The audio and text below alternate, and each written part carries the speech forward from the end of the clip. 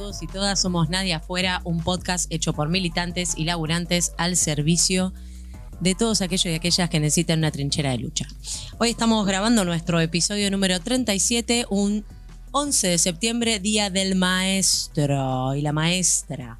En el Centro Cultural Luis Alberto Spinetta, en el estudio Carlos Indio Solari. Hoy tenemos mesa reducida. Está el señor Manuel, aquí a mi enfrente. ¿Cómo estás, Manu? ¿Todo bien, vos? Bien, bien. Sí, nos pisamos.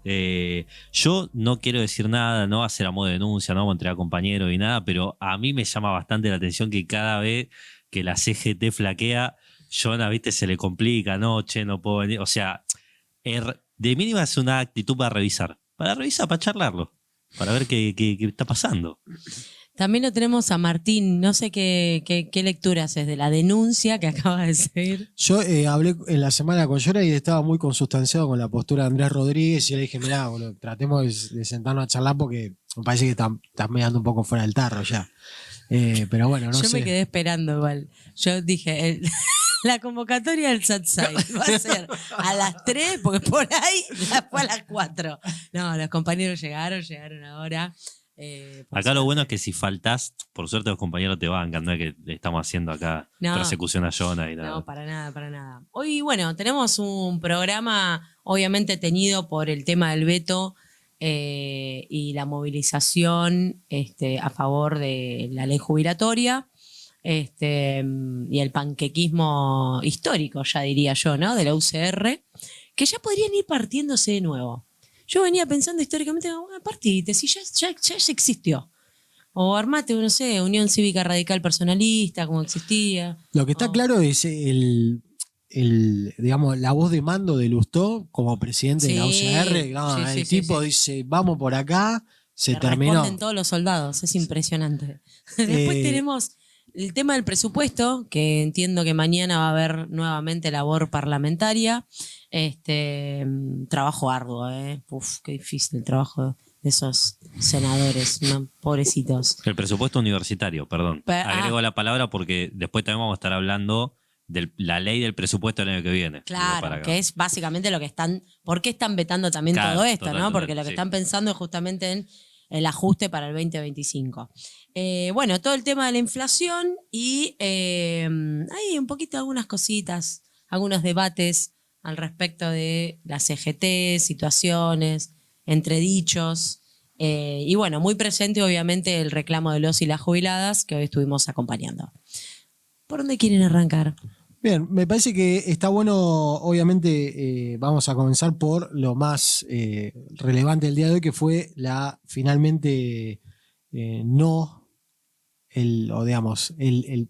la procedencia del veto presidencial con algunas cuestiones que se vuelven a repetir. Yo creo que hay que ver esto, hasta dónde, porque uno nunca sabe, ¿no? Cuánto el laburante o la laburante está siguiendo al minuto todo lo que estuvo pasando en el Congreso, pero la verdad es que la actitud de los diputados ya es como que ya veníamos de la ley base, ¿se acuerdan? Cuando repartían rotondas, cargos en no sé qué planta de dónde, y acá se dio una situación similar.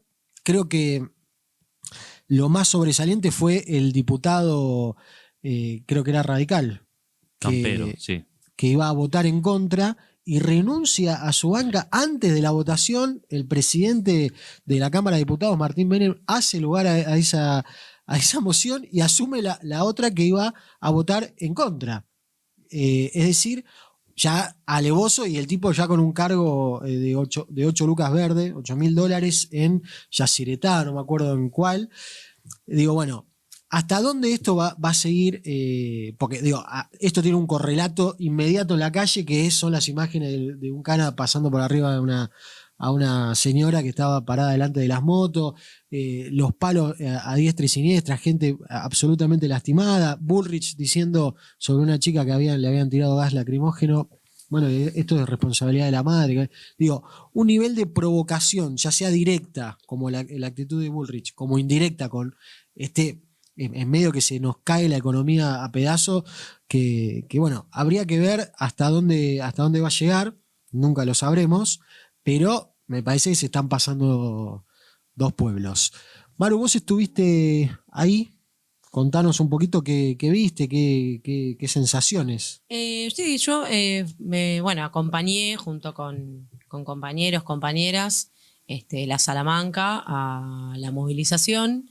La verdad que me sorprendí, hubo mucha más gente de la que yo esperaba, mucho sindicato que movió, digamos, yo qué sé. Comparativamente, creo que lo que me sorprendió es que comparativamente al miércoles anterior y al otro, había mucha más gente. Bueno, la lógica, obvio que se trataba el tema del veto, con lo cual hubo un acto llevado adelante por la CTA y las CTAs.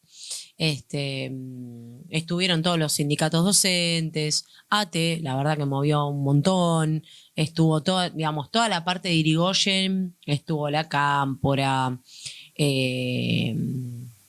los compañeros del movimiento Evita, después de este otro lado estuvo todo lo que es el trotskismo, las asambleas barriales, mucha movida, muchos también movimientos de jubilados que cada vez veo más grosso.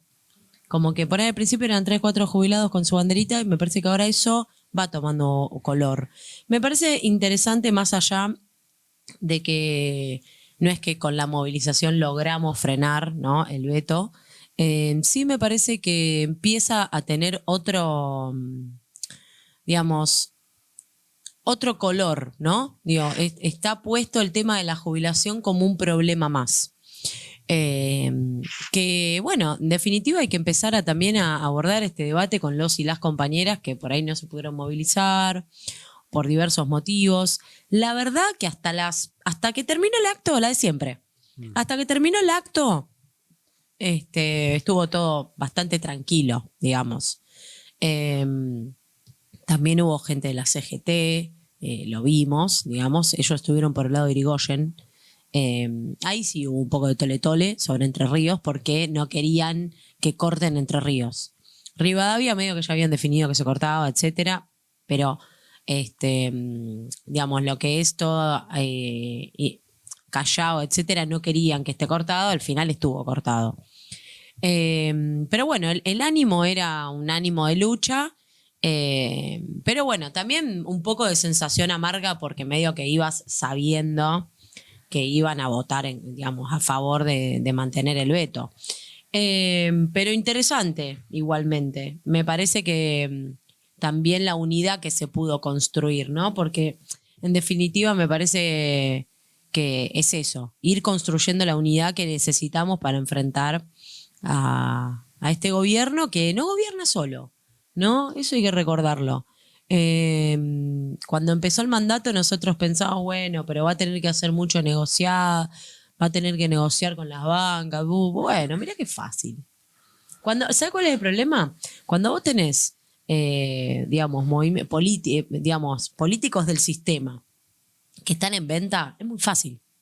Porque en definitiva, el PRO y la Unión Cívica Radical están garantizando este terrible ajuste. Y esto hay que denunciarlo, digamos. Porque objetivamente, si no le votaran absolutamente todo, no podría hacer nada. Entonces, creo que es atinado empezar a responsabilizar también a los gobernadores. Porque los gobernadores del PRO y los gobernadores de la Unión Cívica Radical están apoyando también este ajuste. Entonces, no lo digo porque, acuérdense cuando sean las elecciones. No, la gente no se acuerda un pedo cuando son las elecciones.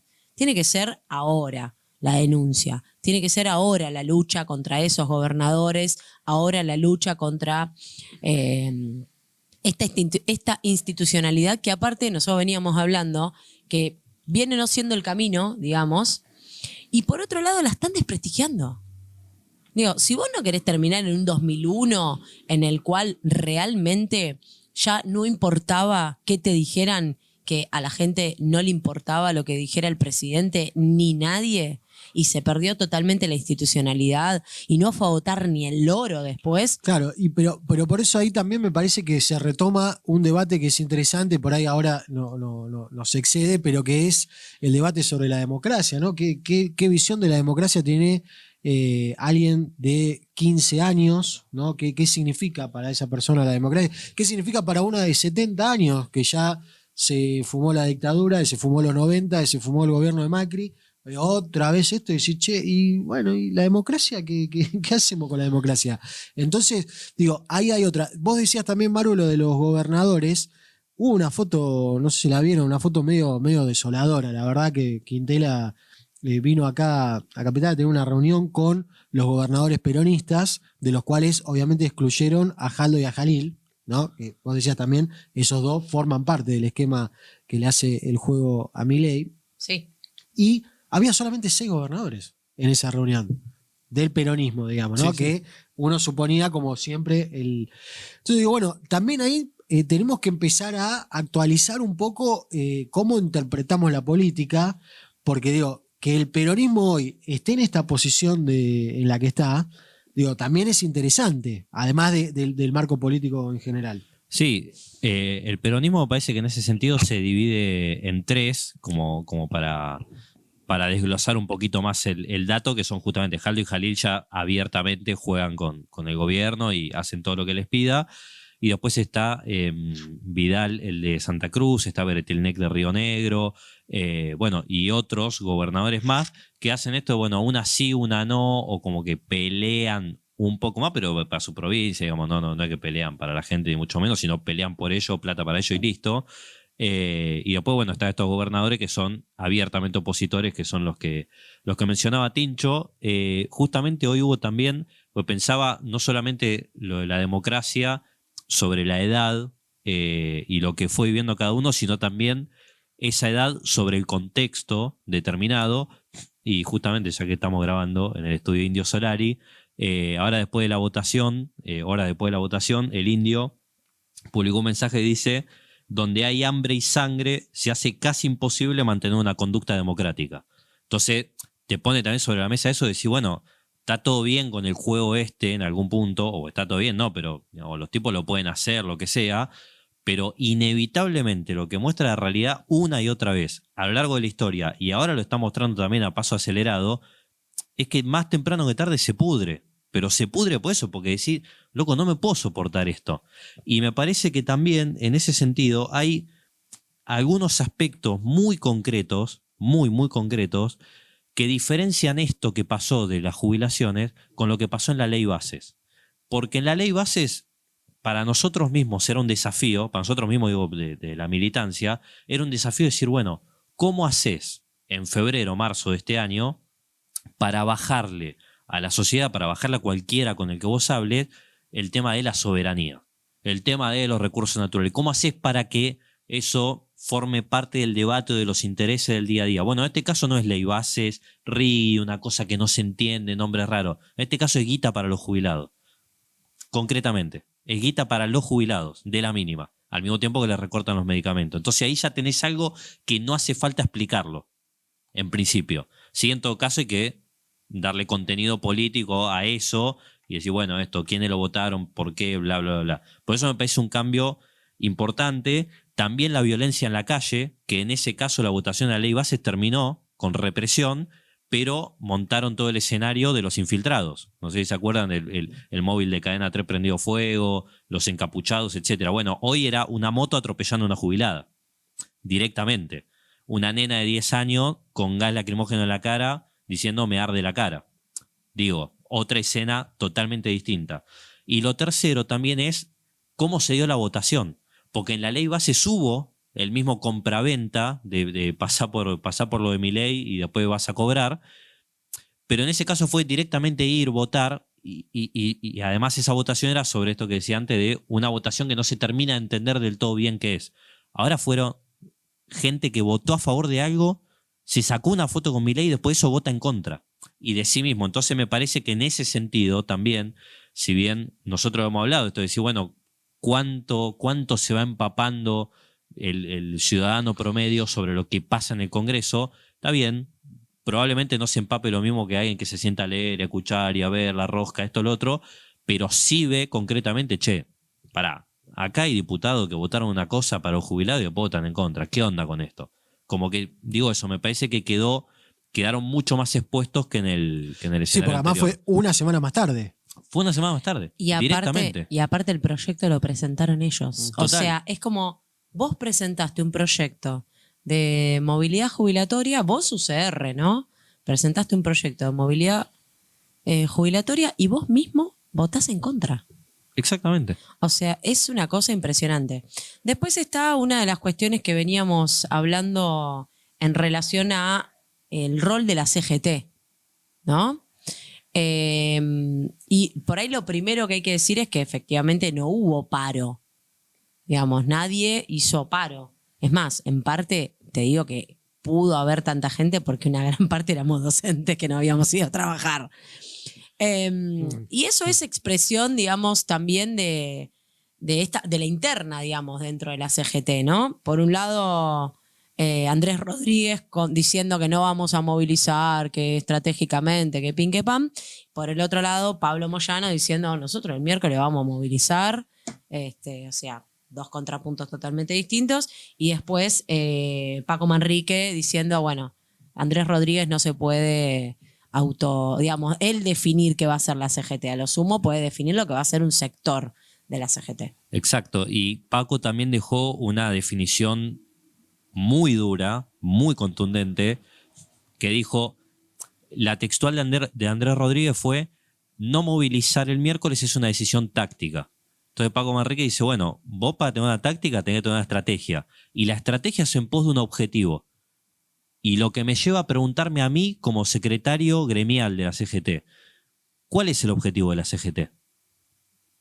O sea, esta táctica es en pos de una estrategia. ¿Esa estrategia en pos de qué objetivo? Dice, porque yo no lo sé.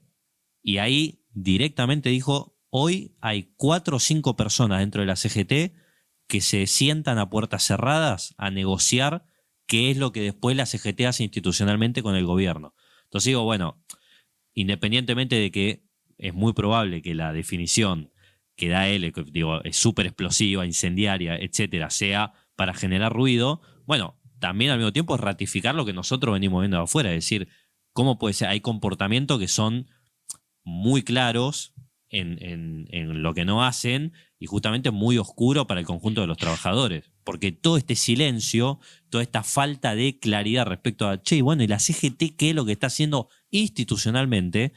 Se da mientras siguen negociando la reglamentación de reforma laboral, que vamos a ver cómo sale. Sigue siendo uno de los temas ahí que está Sturzenegger toda la semana diciendo, bueno, ya va a salir, ya va a salir, ya va a salir, y están ahí definiendo la letra chica. Entonces, bueno, esa interna está en cosas muy concretas también. Siguiendo un poco hacia adelante y más allá de lo que vaya a suceder en temas de reforma laboral, mañana también va a haber labor parlamentaria.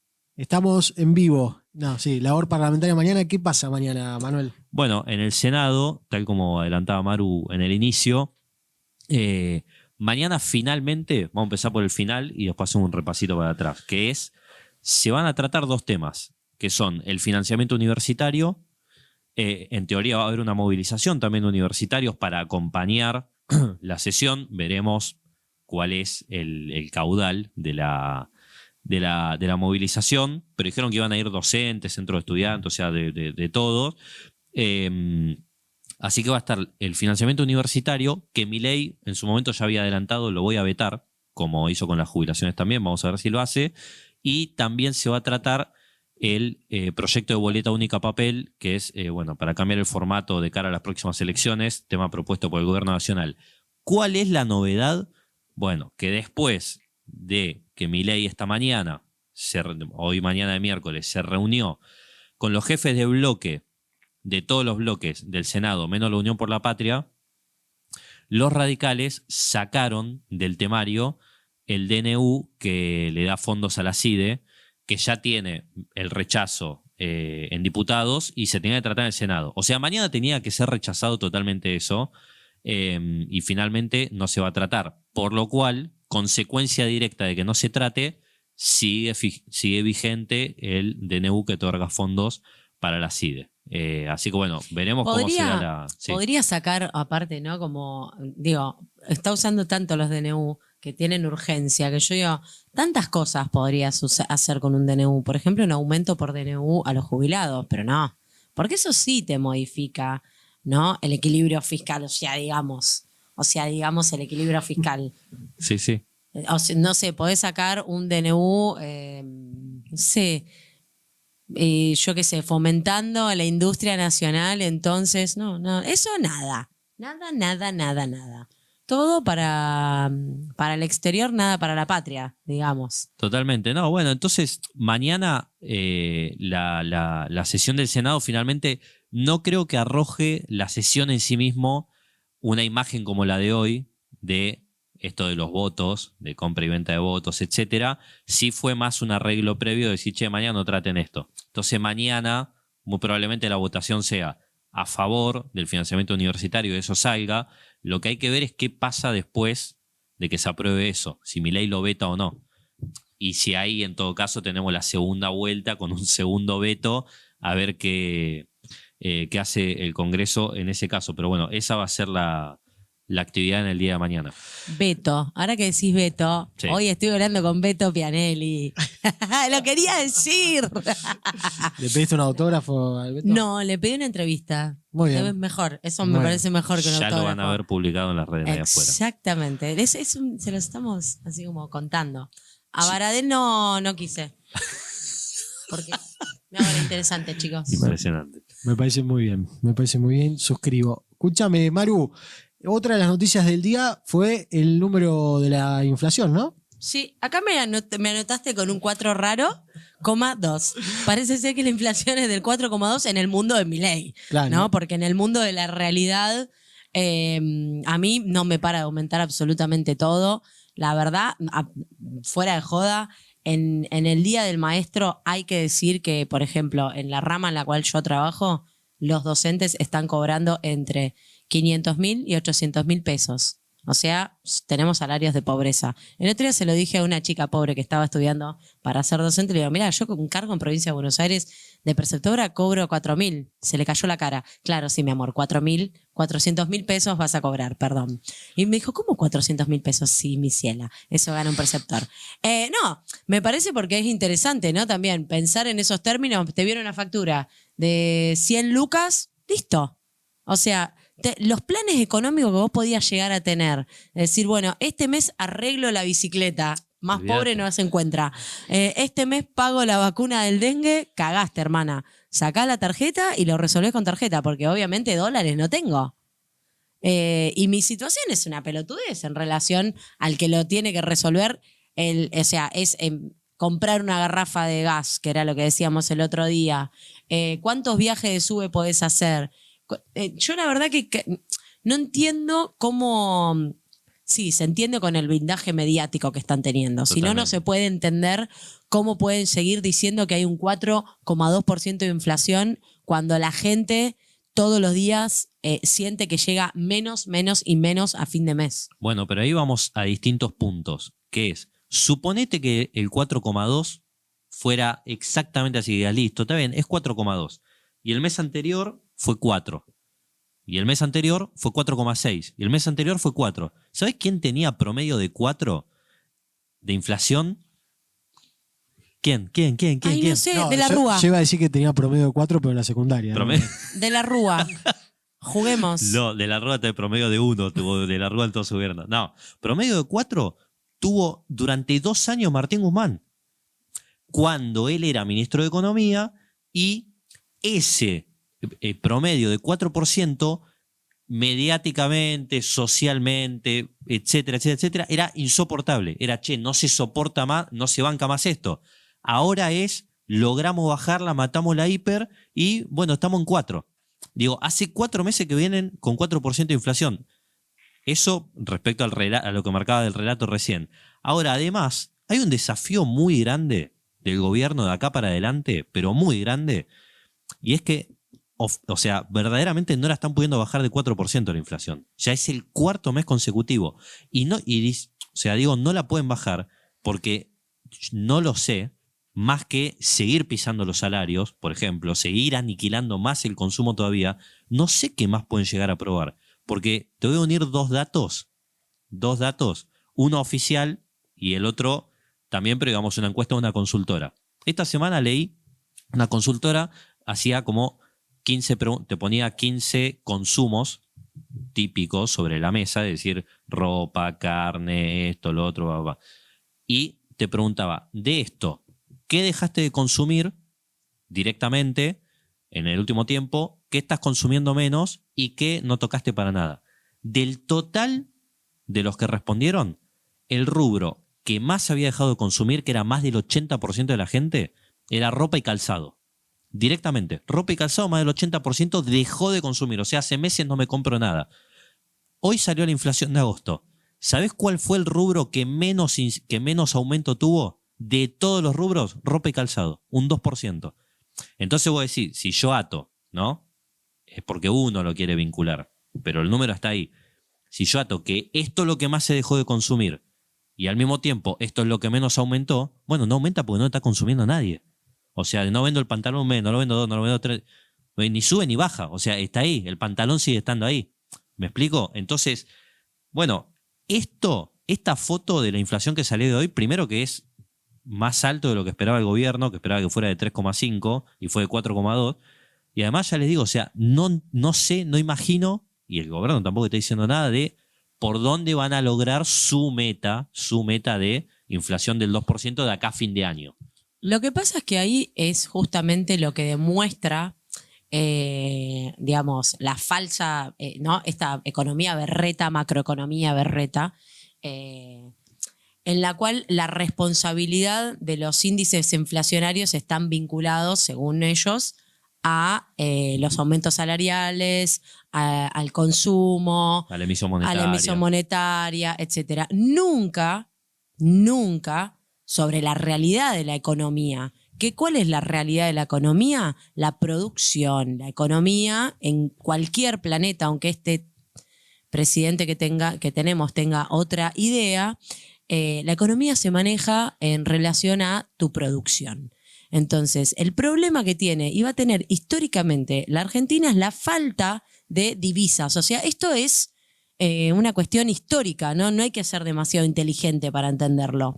Entonces, cuando efectivamente los precios en la Argentina aumentan, está vinculado con que vos tenés que comprar insumos en el exterior y tu balanza, digamos, y ahí entramos en la lógica de Milei, tu balanza entre el comercio exterior y el comercio interno está desequilibrada. ¿Por qué está desequilibrada? Porque la Argentina no está produciendo nada.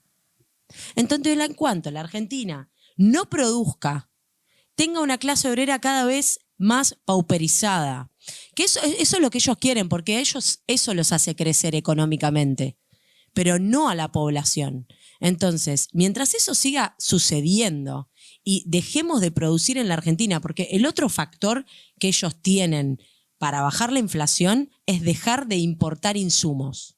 Totalmente. Eso es lo que les falta tocar. No lo pueden tocar porque, en principio, ya lo están tocando igual, pero no lo pueden tocar de fondo porque el sector empresarial pondría el grito en el cielo.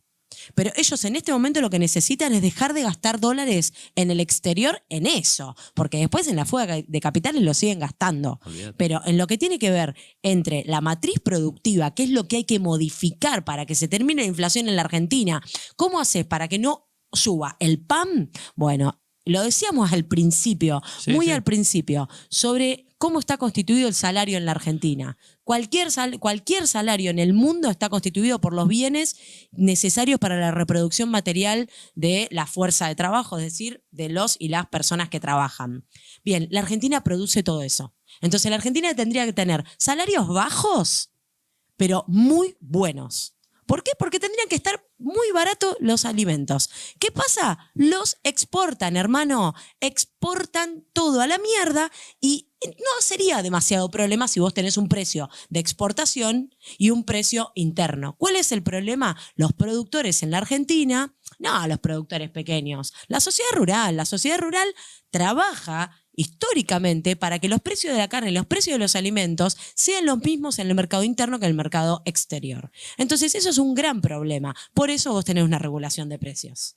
No tenés una regulación de precios porque te pinta. Y no me sigan jodiendo porque se pudre. No, pero es que todo el panorama, a ver, a todo lo que sumás respecto a los salarios también, digamos, la forma de apreciar el poder adquisitivo también, que es bajando el precio de las cosas que uno va y compra directamente, vos decís, bueno, el panorama hoy, por eso vuelvo a insistir con lo mismo también, que es la misma lógica que se aplica para esto de los jubilados, que es decir, ya no hay demasiado que explicar. O sea, hay una caída brutal de todas las actividades.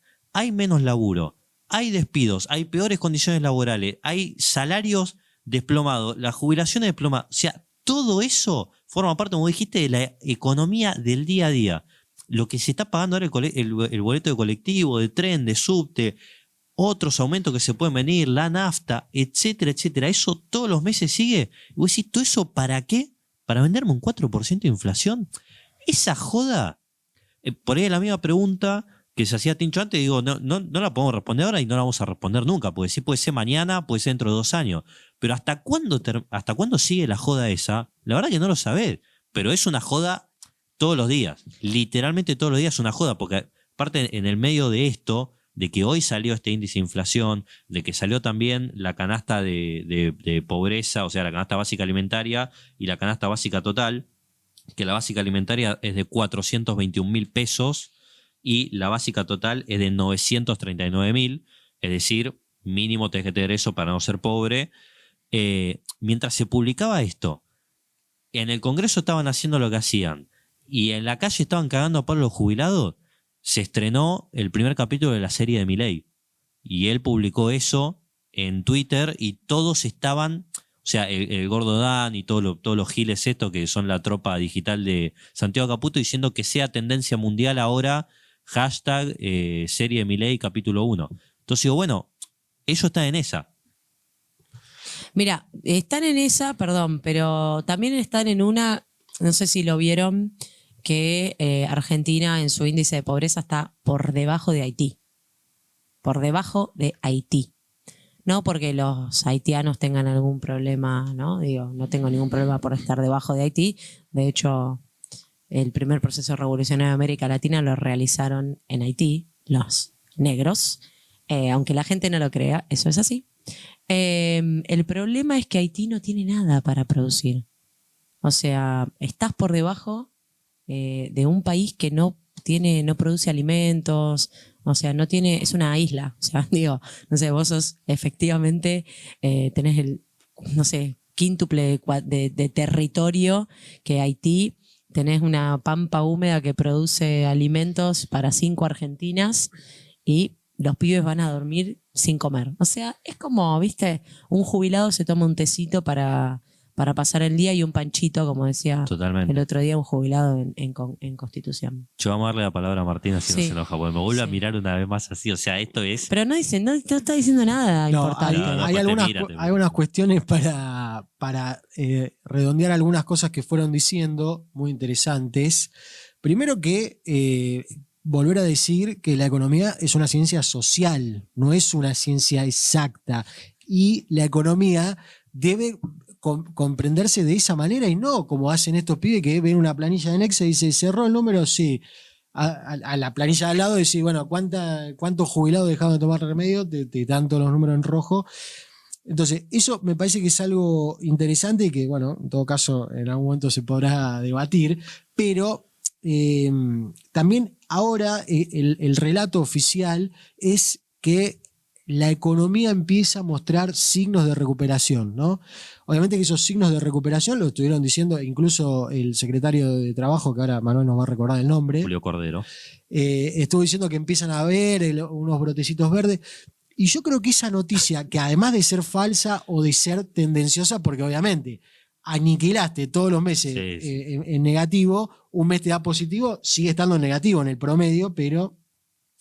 Esa noticia, yo creo que el Toto Caputo la ve y se quiere matar por eso mismo que dice Maru, que si la economía se reactivara con las reservas en negro en dólares, que no tenés un solo dólar para pagar ninguno de los vencimientos que tenés, yo creo que se suicidan. Entonces, esto que están haciendo está planificado y creo que hay que mirar con mucha atención lo que está haciendo el grupo Techint, por ejemplo, que la gran inversión del año en términos industriales la puso en México.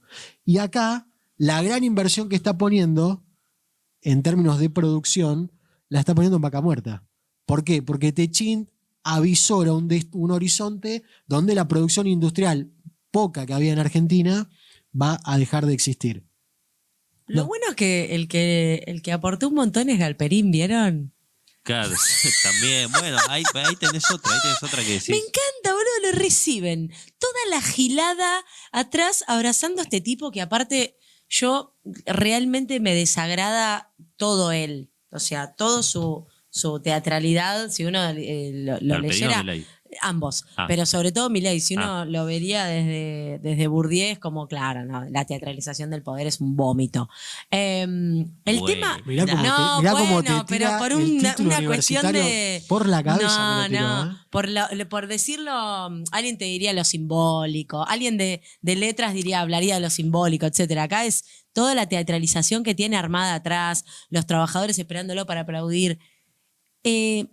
Mercado Libre puso un montón, no sé cuánto, creo que 400 millones de dólares en Brasil al comunista de Lula, boludo, y al otro comunista de mierda que está en México, y acá creo que 70 millones. Una cagada. O sea, realmente es una cagada. Y esos son los empresarios que este chabón aplaude. Esos son a los mismos que tanto Milei como Caputo, y Sturzenegger un poco también, cada vez que va a una conferencia le dice, che, no tengan miedo, inviertan. Muchachos, yo estoy acá para ustedes, estamos haciendo todo esto. O sea, en esa también vienen hace meses. Por eso digo, también es otra parte para sumar a lo que hablábamos recién de la inflación, de que hace meses está en esta... Caputo todavía no trajo $1 al país. O sea, no consiguió nada y ellos siguen diciendo, loco, por favor, ¿qué más quieren que hagamos? No logran bajar la inflación. Bueno, están ahí y mientras tanto se va recrudeciendo la situación en la calle. Ahora, qué buena pregunta pensar, ¿no? Porque si este gobierno está haciendo todo lo que los empresarios quieren, ¿por qué no hay inversión? ¿Se entiende? Digamos, ellos están preparando el terreno para que las leyes laborales sean la que les sirve a los empresarios. Las exenciones, digamos, impositivas, Sí, las están preparando, ya tienen el RIGI. sí. Digamos, ¿por qué entonces, la pregunta del millón es, ¿por qué entonces los grandes empresarios no ponen plata en la Argentina? Yo te la respondo y me das Sí, un millón, porque sí, dijiste la pregunta del sí. millón. Porque hoy, a pesar de todo eso, claramente el negocio sigue siendo financiero. O sea, todo el andamiaje de hacia dónde está orientada la economía, hacia dónde están orientadas las tasas de interés, la ganancia en dólares, lo que están haciendo de la intervención en los dólares financieros para bajarlos, para vender una baja del dólar, etcétera, etcétera, más la devaluación controlada al 2%, mientras la inflación no la pueden bajar de 4%, etcétera. Todo eso claramente los tipos te siguen diciendo, fíjate negro, ya acá. Pero los negocios financieros que están haciendo siguen siendo muchísimo más redituables y hasta de sirve para esto, que era lo que decía Martín. Claro, Techín acá tiene al secretario de Trabajo, Julio Cordero, que trabajaba en Techín. Listo, pongo la inversión de producción, la hago en un país como México, que andás a ver qué régimen impositivo tiene, no tengo idea, quizá le conviene hacerla allá, y listo, ya está. Y acá me dedico a la timba. a la timba y al extractivismo en vaca muerta, soy un monopolio ahí, y listo, ya está. Y encima se fugan la riqueza, etcétera, etcétera. Entonces, bueno, eso me parece que hoy sigue siendo clarísimo, porque literalmente si no hay una inversión, más bien todo lo contrario. En definitiva, creo que también lo que demuestra es que asistimos a una nueva división internacional del trabajo, en la cual Argentina, ¿sí?, se ha transformado en digamos, un territorio para justamente la transformación de capitales en fuga de capitales, ¿no? Digo, es la bicicleta financiera que ya conocemos del modelo económico de Martínez de Oz, digamos, aplicada a una nueva, otro periodo histórico. Digo, es interesante pensarlo así, porque entonces si no, realmente no se entiende cómo estos chabones están haciendo absolutamente todo, ¿no? Y efectivamente los capitales no vienen. Porque justamente, volvemos a lo mismo, el límite es tu modelo productivo. Y tu modelo productivo, si es la timba financiera y si es el extractivismo, es corto. Y los únicos dólares que entraron, entre comillas, este último tiempo fue por el blanqueo, que es algo que generó también movimiento ahí, o sea, una baja en el blue, en el MEP, etcétera. Pero claro, como pusieron el tope tan alto, creo que era hasta 100 millones de dólares que se podían blanquear, o no sé si un poco menos, quizás es mucho 100 millones de dólares, que se podía blanquear, si entrabas hasta esa guita, el Estado no recaudó absolutamente nada, o sea, no quedaba ni un solo dólar. Entonces, bueno, entraron, pero dicen que entraron a lo loco, eso salió Milei a festejarlo. Dijo, las reservas brutas del Banco Central aumentaron una barbaridad. Sí, pues las netas siguen igual. Porque todas esas brutas que entraron son depósitos en dólares que entraron a través del blanqueo. Bueno, Martín. Bien, ellos lo dijeron que ellos querían volver al 1900, es decir, a un modelo agroexportador y ahora especulativo rentístico no potenciado. Parte de esta planificación, que esto que vamos a abordar ahora, que tiene que ver con el presupuesto, la denominada ley de leyes, que igual después hace cada uno lo que se les canta. Me acuerdo perfectamente que durante el gobierno de Macri se votó una ley de presupuesto hasta las 2 de la mañana y al otro día Macri por decreto modificó todo al divino botón. Y el presidente dijo que la ley de presupuesto que le iba a hacer el lunes como una especie de promoción espectacular y más pensando en la réplica en redes y qué sé yo, la va a adelantar y la va a hacer este domingo en el Congreso a las 21 horas. Es decir, el vampiro que tenemos de presidente se va a seguir moviendo por la noche y va a ser la primera vez en la historia que un presidente presente un presupuesto en el Congreso, que es una tarea que en general le es encargada al ministro de Economía. La semana pasada conté... No, pero pasa que tenés un presidente que sabe un montón de economía. Exacto. ¿No ves que en este caso claro. Nobel de Economía. Sí, no. Sí, yo me pego un corchazo en el medio de la cabeza si le dan el premio Nobel. Te lo juro. Y no es un simple economista o uno de los mejores o el próximo Nobel de Economía, sino el segundo político más importante del mundo, después de Trump. O sea, primero Trump y después él. Dicho en sus palabras, O sea... La semana pasada yo les comentaba que en el Poder Judicial trascendió la noticia de que el presupuesto que pidió el Ejecutivo para el año 2025 era el mismo presupuesto de 2023 menos un 23%. Es decir, un presupuesto absolutamente insuficiente y que la contestación que otorgó el Poder Ejecutivo es, bueno, si tienen que recortar personal, recorten, adécuense como puedan. Finalmente, el presupuesto que pidió el Poder Judicial fue un poquito más arriba, tampoco la gran cosa, pero digo como para que tengamos una idea de lo que se va a venir en esta presentación, que según dijo el propio Milei, y acá creo que hay algo fundamental, es mejor si no lo aprueban. Es decir, Milei va a generar un hecho político, a adueñarse nuevamente de la agenda y a hacer su show y a obtener la llegada que tiene, porque hay que recordar que Milei ganó en provincias donde ni siquiera viajó, ni siquiera puso un pie. Entonces digo, también para que vayamos interpretando el momento político que estamos atravesando, pero en definitiva va a lograr ese objetivo de tener la centralidad política y después el Congreso es probable que no se lo vote y de esa manera Milei va a tener muchísima más discrecionalidad para seguir manejándose en la asignación de las distintas partidas presupuestarias para provincias, para municipios, etc.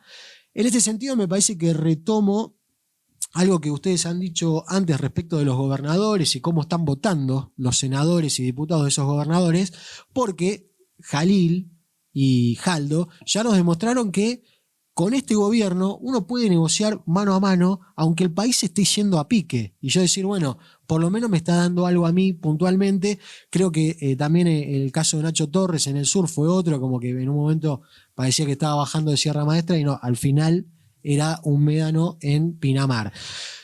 Pero me voy a inmiscuir brevemente en el métier de la compañera Maru, porque vamos a hacer un poquito de historia. Porque a finales del año 2001, ¿sí? Voy a leer acá un extractito que me saqué, en medio de una crisis económica se implementó la ley 25.453 o la ley de déficit cero. La ley establecía que el gasto público no podía superar la recaudación, una textual igual a la que dijo Milei ahora. Ahora el presupuesto, según lo que va a decir él este domingo, va a cambiar la lógica de la política, porque él vino a cambiar la lógica de la política, y el presupuesto se va a adaptar a la recaudación y no a los gastos. Lo mismo exactamente que planteaba Cavallo como ministro de Economía en el exitosísimo gobierno de la Alianza.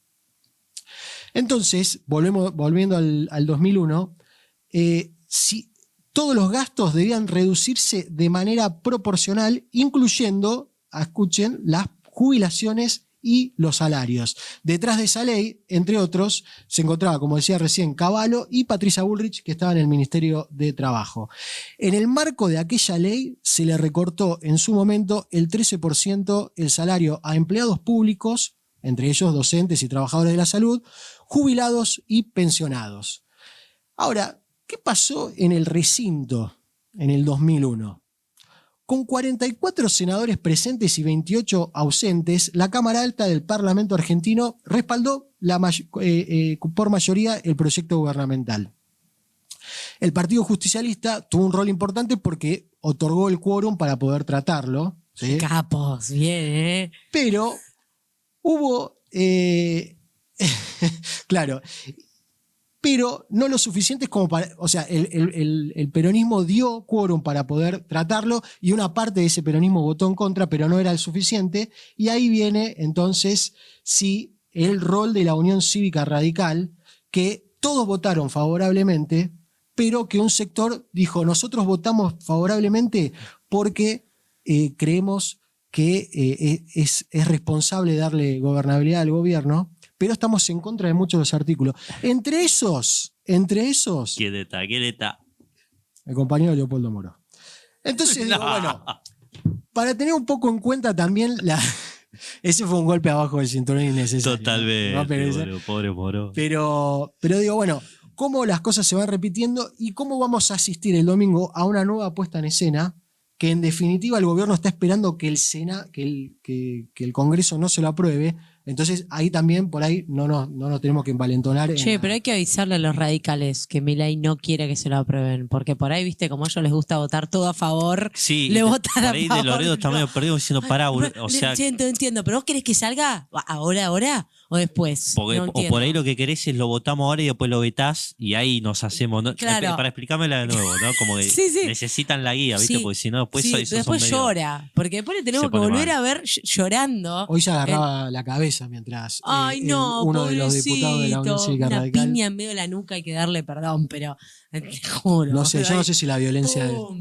No, ahí solo un pequeño paréntesis antes de volver a lo que decía Tincho, ojo con el bloque de los radicales porque ya hay un pedido oficial de 11 diputados radicales pidiendo que a estos 5 los expulsen de los 5 que se reunieron con Milei, que los expulsen del bloque. Entonces ese quiebre que decías, Maru, vos al comienzo, puede ser que se dé. Sumado a eso, a todo el raconto histórico que hizo Martín recién, quiero leer un apartadito chiquito de, hoy estamos grabando esto en 11 de septiembre. Bueno, el 9 de septiembre del 2001 hay un apartado de la tapa de Clarín, al costadito, que dice los trucos de Cavallo para llegar al déficit cero. Pasó de 1.000 millones de déficit en julio a 90 millones de superávit en agosto. Para eso bajó jubilaciones y sueldos. Además, frenó pagos a proveedores y provincias.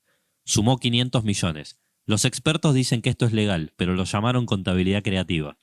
Entonces, digo, bueno, es literalmente los mismos nombres, las mismas políticas, casi en el mismo momento del año, impresionante, y sobre los mismos puntos. De esto de decir, bueno, el objetivo del déficit cero, ¿cómo lo logró Cavallo?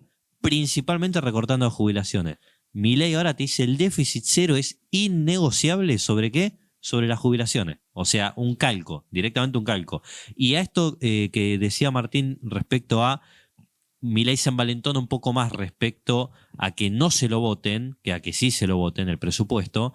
Hay que leerlo también en clave de, primero, cómo ya dejaron claro Milei o los hermanos Milei ahí y Santiago Caputo, cómo hacen política ellos, que es directamente con la peor de las prácticas de la casta política, que es con esto de la compra y venta, la humillación, la degradación, la destrucción absoluta de el concepto de hacer política, porque no hay nada de hacer política en esto, sino que es todo comprar y vender cosas, comprar y vender gente, comprar y vender voluntades, y hay que leerlo en clave también de que el año que viene son las elecciones legislativas, donde muchos gobernadores se juegan las bancas de sus diputados. Entonces, si este año, 2024, que fue el primer año del gobierno, después de que pasaron las elecciones, ya se manejaron de esta forma, comprando y vendiendo votos de diputados y senadores, adoctrinando como adoctrinaron a la cantidad de gobernadores radicales del PRO y del peronismo.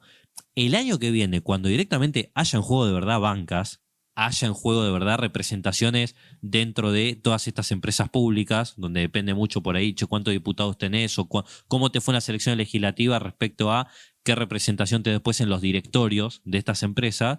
Bueno, el año que viene directamente va a ser el doble de lo que vimos este año.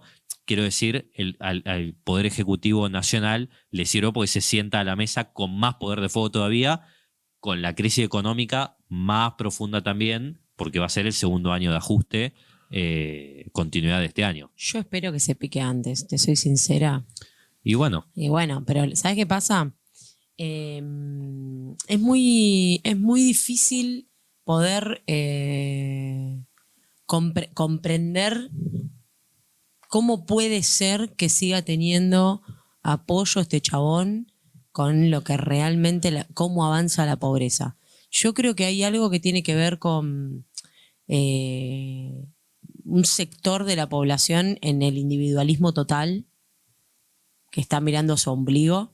Un sector que por ahí antes apoyaba mucho más otras cosas, como abatido, ¿no? Como que hay una parte que antes estaba, digamos, de este lado, progresismo, que yo qué sé, saliendo, bancando, que pin, que pan, y me parece que ahora ha sido un golpe tan fuerte que haya ganado este chabón que muchos se han, digamos, replegado en el individualismo total de, bueno, yo estoy bien con mis cositas, hago esto, aquello, y bueno, voy sobreviviendo porque esto me hace daño. Nada, bueno, todo bien así, mientras eso sucede, digamos, mientras haces tu vida, etcétera, los jubilados siguen sin comer, los pendejos siguen sin comer, no responsabilizando claramente jamás a las personas, ¿no? Porque es una responsabilidad 100% del gobierno, pero la realidad es que hay algo que tiene que cambiar. O sea, si hay una parte de la población que sigue en la misma lógica y sigue esperando que esto cambie en las elecciones de medio término, estamos al horno. Porque de acá a las elecciones la pobreza va a aumentar muchísimo. Y la muerte va a aumentar. La muerte de niños, la muerte de viejos que no pueden, la gente que hace filas para ver si consigue un medicamento gratis. O sea, esa pobreza bien casi indigencia es la que hace y destruye un país y un gobierno también. yo creo que ahí parte de la respuesta es algo que recuerdo marcaste vos, principalmente cuando estuvo el conflicto de los docentes en Misiones había sido, ¿no? Este año el conflicto más fuerte, que es esto de decir, bueno, hay luchas sucediendo en todo el país y de alguna forma hay que empezar a juntarlas, hay que aglutinarlas ahí donde tienen que aparecer, ahí es sobre lo que se tienen que parar los sindicatos, los políticos, los gobernadores que quieran verdaderamente hacerle resistencia al gobierno, etcétera, etcétera. Se tienen que montar sobre eso y empezar a aglutinarlo, a juntarlo para decir esto, justamente para quitarlo del sesgo de lo individual, de me está pasando a mí, de bueno, y hay que ver, y bueno, y ya me cagaron todos, y bueno, hay que salir de esa lógica, y esa lógica solamente se sale diciendo, bueno, esto es una cuestión generalizada, en la miseria estamos todos y todas, y las paritarias, si es que tenés, cierran como el orto para todo, y si no, ni siquiera tenés, y bueno, digo, profundizar sobre ese volver a generar la mirada sobre nosotros mismos y reconocernos también de, bueno, somos todos laburantes con más, con menos derechos, por supuesto, hay diferencias, hay gente que la está pasando extremadamente mal, etcétera, etcétera, pero decir, bueno, estamos todos, la gran mayoría más o menos en la misma, y el plan de ellos es seguir profundizando eso con ajuste y con represión cada vez que sea necesario. Sí, yo en ese sentido creo que también juegan a achatar absolutamente todo, ¿no? Digamos, generar un achatamiento total de la lucha, digamos, de la situación económica de las personas, digamos, deshumanizar totalmente. A la población. Yo sigo creyendo que eso no es posible en la Argentina.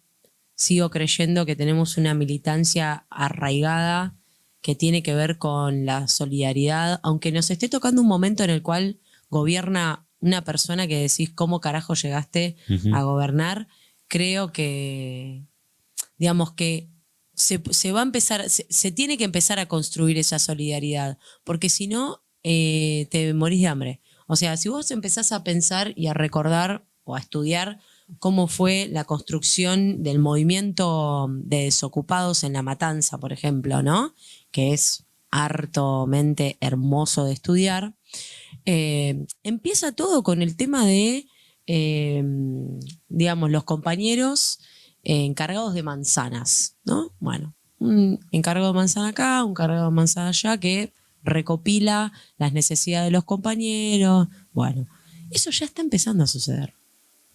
Pasa que eso es silencioso. Totalmente. Digamos, eso es silencioso porque va de la mano de lo que pasa en las familias, digamos, en ese territorio bien, no digo profundo porque quede, digamos, en Catán, digo profundo porque es a donde no llegan las políticas del Estado, a donde son necesarias y donde cada vez son más recortadas. Entonces digo, todos esos procesos son los que nosotros tenemos que ir a soplar, a acompañar, sin mezquindades, con unidad, con protagonismo, que esas personas sean las protagonistas. Porque lo otro que está pasando, y es muy fuerte y se ve en la calle, es que el movimiento de desocupados, o si querés hoy llamados movimientos sociales, también están teniendo un retroceso, porque el gobierno amenaza constantemente con te saco el programa, te saco esto, te saco lo otro. Entonces los compañeros y las compañeras se quedan en casa ante estas situaciones porque claramente es el único ingreso que tienen. Pero esto otro que yo estoy diciendo, organizar la salita del barrio, organizarse en la cooperativa del barrio, eso está sucediendo. Y a eso es a lo que ellos le tienen que tener mucho cuidado. Y es lo que nosotros tenemos que salir a construir, a organizar, a acompañar. Bueno, inclusive esto de los jubilados que se termina dando y que parece que te lo quieren vender como una cuestión que sucede por lo que se vota en el Congreso.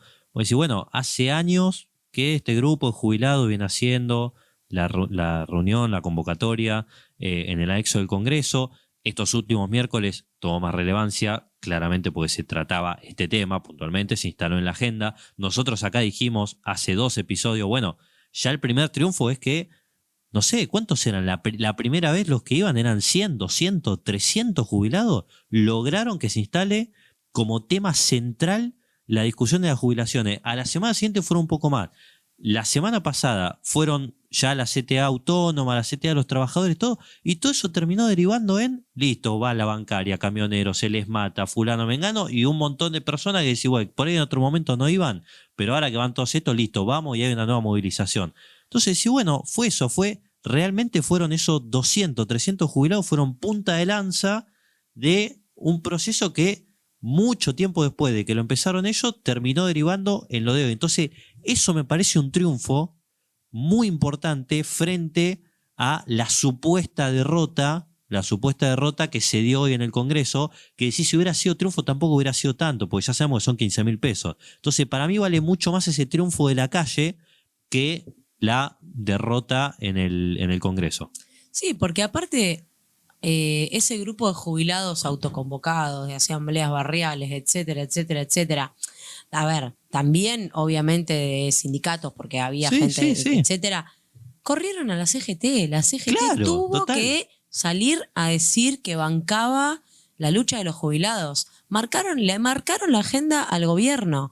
Por eso también los trolls y todos los salames que trabajan para Santiago Caputo, estuvieron toda la semana bardeando todos los comentarios que estaban vinculados a los jubilados, porque necesitan esconder. Entonces, yo creo que hoy lo del veto es un golpe. Creo que los jubilados sabían que esto iba a pasar, pero eso no significa que la lucha por una vida digna para los y las jubilados se termina. O sea, no.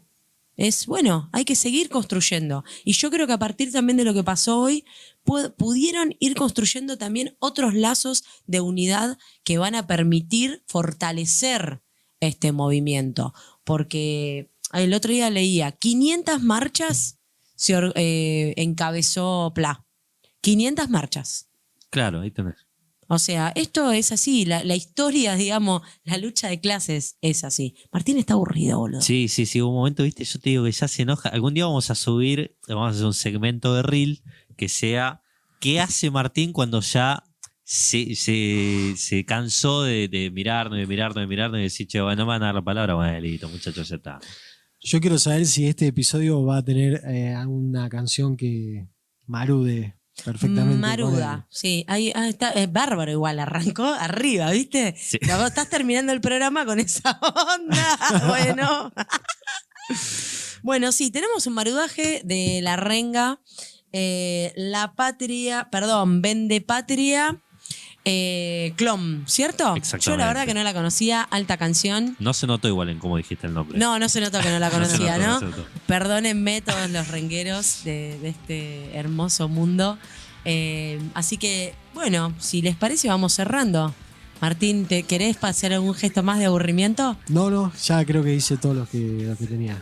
Bien, para hoy. si querés te dejamos unos minutos de aire para vos. Yo quiero que cierre. Bueno, les mando a todos y todas un gran saludo, un abrazo fraternal. Nos encontramos en las calles, nos encontramos en esa organización que necesitamos bien por abajo para derrocar estas políticas económicas que nos están vapuleando día a día. Así que saludos a todos y todas.